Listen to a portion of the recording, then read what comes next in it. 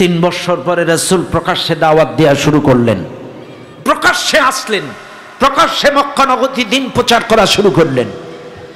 প্রকাশ্যে যখন দিন প্রচার শুরু করে দিল, রাসূল সহ সাহাবা আজমাইনদের উপরে জুলুম নির্যাতনের স্টিম রোলারও প্রকাশ্যে বেড়ে গেল।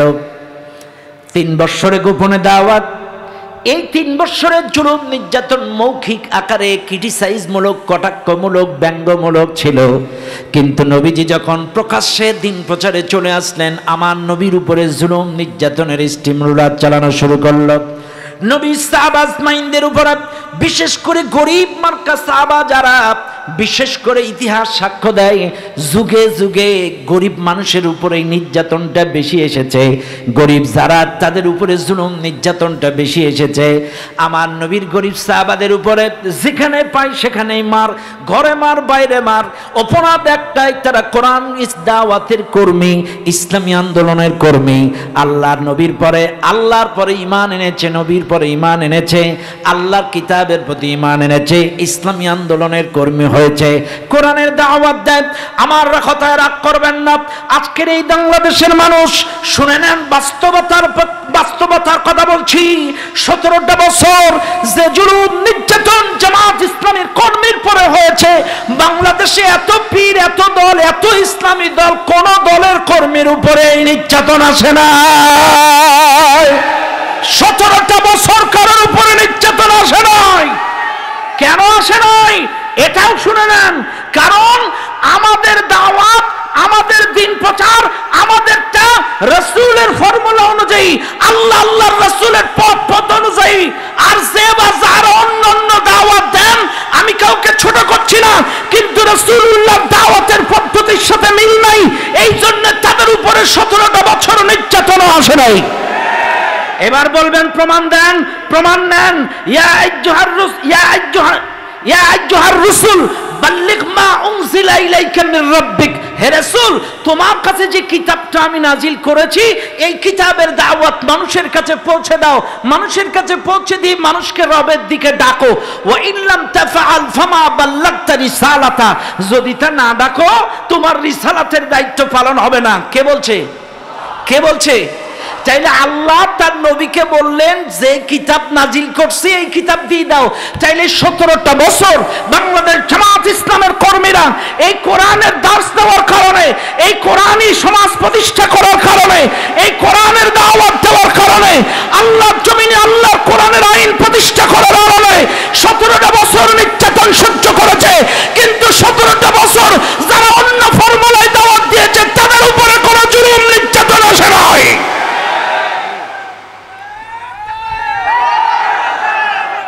কথা বলেন ঠিক না ঠিক? কারণ আমাদের পদ্ধতি রাসূলুল্লাহর সাথে মিল। কারণ আল্লাহ পাক যেহেতু বলেছে কোরআন দিয়ে দাওয়াত দাও, আমরা কোরআন দিয়ে দাওয়াত দিয়েছি, আমরা কোরআনী আন্দোলনের কর্মী, আমরা চেয়েছি সমাজে কোরআন প্রতিষ্ঠা হোক। এই কারণেই আমাদের উপরে জুলুম নির্যাতন। কথা বলেন ঠিক কিনা? 17টা বছর আমরাও বাড়ি থাকতে পারি নাই, 17টা বছর বাংলাদেশ জামাত ইসলামের কর্মীরা ঘরে থাকতে পারে নাই, 17টা বছর বাংলাদেশ জামাত ইসলামের কর্মীরা যারা ঠিকমতো ব্যবসা করতে পারে নাই, ঠিকমতো তারা চাকরি করতে পারে নাই, ঠিকমতো প্রকাশ্যে তারা রাস্তায় বেড়াইতে পারে নাই। আরে এই দুনিয়ার চোর যারা, চাঁদাবাজ যারা, সন্ত্রাস যারা, ধর্ষক যারা, দুর্নীতিবাজ যারা, তারা বুক ফুলিয়ে রাস্তায় বেরিয়েছে, আর জাতির শ্রেষ্ঠ সন্তানগুলো আগানে বাগানে জেলখানায় রাত কাটাইছে। কথা বলেন ঠিক না ঠিক? জাতির শ্রেষ্ঠ সন্তানেরা রাত কাটিয়েছে বাগানে, রাত কাটিয়েছে অন্ধকার কারাগার জেলখানায়। অথচ এই খুনি, সন্ত্রাস, ধর্ষকেরা, একটা দুর্নীতির একটা লিমিট থাকা উচিত। হাই রে হাই, চিন্তা করা যায় 18 এই কি বলে আমাদের যে সেক্রেটারি জেনারেল ছিল সাবেক জালেম সরকারের, ওবায়দুল কাদের কাকু, অর্থাৎ কাউয়া কাকু 6 মাসে মেট্রো রেলের আয় দেখাইছে 18 কোটি টাকা। 6 মাসের আয় দেখাইছে 18 কোটি টাকা। আর আমাদের অন্তর্বর্তীকালীন সরকারের দায়িত্বশীলেরা মাত্র 18 দিনে আয় দেখাইছে 20 কোটি 50 লক্ষ টাকা। তার মধ্যে আবার 2 দিন শুক্রবার বন্ধ আছিল। তাহলে কয়দিন হয়? 16 দিন। হেরা 6 মাসে ইনকাম দেখাইছে কত? 18 কোটি। আর এরা মাত্র 16 দিনে ইনকাম দেখাইছে 20,50,00,000 টাকা মানুষ খায়, তাই বলি এইরকম কামড়াই খায়? আশ্চর্য হয়ে যাবেন, যেখানে হাত দেবেন সেই জায়গায়। আজকেই একটা দেখলাম সমবায় ব্যাংকের 12,000 ভরি স্বর্ণ খুঁজে পাওয়া যাচ্ছে না। কোন ব্যাংকের? সমবায় ব্যাংকের 12,000 ভরি স্বর্ণর কোনো হিসাব নেই। এটা সেগুলো খেয়ে ফেলছে, এদের হজমি বড়িও লাগেনি। কথা কন না কেন? মানুষ খায়। এই যে জিয়াউল হক গ্রেপ্তার হয়েছিল, ওর বাড়িতে পাইছে 924 কোটি টাকা। আমাদের সালমান এফ রহমান কাকু, ওর কাছে পাইছে কত? প্রায় 35,000 কোটি টাকা। এক সালমান এফ রহমান 35,000 কোটি টাকা। তাহলে ওয়াজ করবো কোন জায়গায়? কথা কোন জায়গা আছে? ভাইরে, আমার কথায় রাগ করেন না, আমি একটু কথাগুলো বাস্তবতার সাথে মিল রেখে বলছি। আজ আপনারা কে কোন দলের কর্মী বিগত দিনে ছিলেন আমি জানি না, তবে শোনেন, আল্লাহর কোরআন, একটা কোরআন চাইছিলাম আমি, একটা আল্লাহর কোরআন, ইয়াউমা নাদউ কুল্লা উনাসিন বিইমামিহিম ফামান উতিয়া কিতাবাহু বিয়ামিনিহি ফাউলাইকা ইয়াকরাউনা কিতাবাহুম ওয়ালা ইউজলামুনা ফাতিলা। কোরআনের আয়াত, সূরা বনী ইসরাঈল। আল্লাহ বলছেন, স্মরণ করো ওই দিনের, যেই দিন প্রত্যেকটা দলের নেতা সহ ডাক দেওয়া হবে, আয় আয়, প্রত্যেকটা দলের নেতা সহ। আপনি যেই দল করবেন সেই দলের নেতার সাথে উঠবেন, যেই দল করেছেন যার সাথে ঘুরেছেন নেতা সহ উঠবেন। এইবার আসছে ফাউলাইকা ইয়াকরাউনা কিতাবাহুম। আল্লাহ পাক বলছেন, ইকরা কিতাবাক, পড়ো তোমার আমলনামা। আমলনামা হাতে তুলে দিছে, কাফা বিনাফসিকাল ইয়াউমা আলাইকা হাসিবা। তোমার আমলনামা পড়ার জন্য তুমি যথেষ্ট। বুঝেন, কিন্তু নেতাও আছে, কর্মীও আছে। এখন আমলনামা দিছে কর্মীর হাতে, পড়, ইকরা কিতাবাক, পড়ো আমলনামা। কাফা বিনাফসিকাল ইয়াউমা আলাইকা হাসিবা, তুমি তোমার আমলনামা পড়ার জন্য যথেষ্ট। এইবার বান্দা যখন আমলনামা পড়া শুরু করছে, এরে ধর, ওরে মার, এরে সাদাবাজি, ওরে সন্ত্রাস, এখানে ধর্ষণ, এখানে এর বাড়ি ছাড়া কর, ওরে ঘর ছাড়া, এর বাড়িতে আগুন, ওরে ঘর। তখন ফেরেশতারা বলছে, এই গ্রেপ্তার কর। আল্লাহ বলছে গ্রেপ্তার কর, এদের ধর, গ্রেপ্তার কর। এইবার ফেরেশতারা এসে যখন গ্রেপ্তার করছে, তখন হাত কড়া যখন লাগাচ্ছে, ফেরেশতারা এসে ধরছে, তখন বলছে আল্লাহ আমাদের ধরলে চলবে না। কেন, কি বলছে? শোনো, ওয়াকালু রব্বানা ইন্না আতা'না সাদাতানা ওয়া কুবারা'না ফাআদাল্লুনা সাবিলা।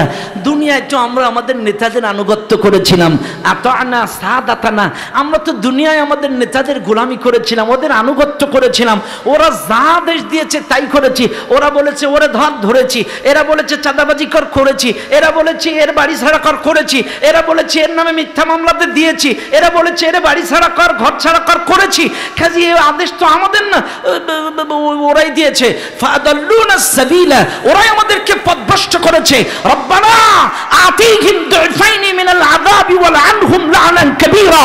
আজকে ওদেরকেও ধরো, দ্বিগুণ আযাবে পাকড়াও করো, কারণ ওদের কারণে আমরা পথভ্রষ্ট হয়েছি, ওদের কারণে আমরা ধর্ষক চাঁদাবাজ হয়ে আজকে জাহান্নামে যাচ্ছি। কাজে আমরা একা যাব না, ওই সকল নেতাদেরকেও ধরো, ওদেরকেও দ্বিগুণ লানত দাও। কাজে আপনাদেরকে বলে দেয়, মরা কিন্তু লাগবে। মান তাশাব্বাহা বিকওমিন ফাহুয়া মিনহুম, যার সাথে যার মুহাব্বত তার সাথে তার কিয়ামত। আপনাদের মুহাব্বত যদি ইসলামী আন্দোলনের এই কোরআনের পাখীদের সাথে হয়, আপনাদের মুহাব্বত যদি এই আলেম উলামাদের সাথে হয়, আপনাদের মুহাব্বত যদি আল্লাহওয়ালাদের সাথে হয়, আপনার হাসন নাসল এই সকল কোরআনের পাখীদের কাতারে হবে। আর আপনার সম্পর্ক মুহাব্বত যদি চাঁদাবাজ ধর্ষক খুনিদের সাথে হয়, আপনার হাসন নাসল ওই চাঁদাবাজ ধর্ষকদের কাতারে হবে। এই জন্য বলি, যার সাথে যার মোহাব্বত তার সাথে তার কিয়ামত। এই রে ভাই, এরা কি করে, কোরআনের পাখিরা কি করে আজান দিলে আপনাকে নিয়ে যাবে মসজিদে, আসো নামাজে আসো, দারসুল কোরআন শোনো, দারসুল হাদিস শোনো। আজকে দেখেন না, দারসুল কোরআন, দারসুল হাদিস শোনো, আজান দিলে মসজিদে নিয়ে গেছে। আর হেরা তোমাকে বিভিন্ন পার্কে, বিভিন্ন গার্ডেনে, আবাসিকে, পতিতালয়ে, বিভিন্ন মমতাজের এখানে ওখানে আকুম বাকুম ড্যান্সে নিয়ে গিয়েছে। অথচ এই কোরআনের পাখিরা তোমাকে ভালো ভালো ময়দানে নিয়ে এসেছে। আজকে এখানে কারা এনেছে? বাংলাদেশ জামাত ইসলামী বিরল থানা উপজেলার উপলক্ষে আজকের এই কোরআনের মাহফিল, সিরাত মাহফিলের আয়োজন হয়েছে। কাজে এরা গান বাজনা করে না, এরা মানুষকে জান্নাতের রাস্তা দেখায় দেয়, এরা মানুষকে জান্নাতের পথের কর্মী বানায়। আরে বাংলাদেশ জামাত ইসলামের কর্মী তো এতটা সহজ না।